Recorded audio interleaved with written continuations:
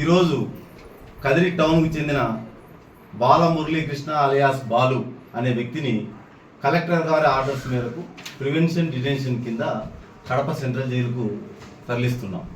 ఇతని మీద కదిరి పట్టణంలో 8 కేసులు ఉన్నాయి. 8వ కేసు రీసెంట్గా నమోదైంది. ప్రస్తుతం ఆ కేసులో ఇతను అరెస్ట్ చేయబడి మన సబ్ జైల్లో ఉన్నాడు.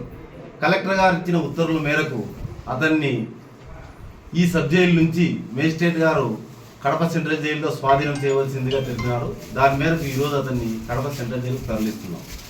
ముఖ్యంగా కదిరి పట్టణంలో కానీ కదిరి చుట్టుపక్కల కానీ ఎవరైనా పలు నేరాల్లో పాల్గొని ప్రజాశాంతికి భంగం కలిగిస్తే తప్పనిసరిగా వారి మీద చట్ట పరిధిలో చర్యలు తీసుకుంటాం.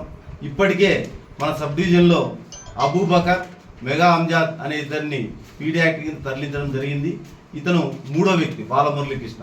ఇంకా కొంతమంది మీద కూడా గుర్తించినాం. వారి మీద కూడా కలెక్టర్ గారికి నివేదిక పంపి త్వరలో వారిని కూడా ఈ పీడీ యాక్ట్లో నిర్బంధించడం జరుగుతుంది.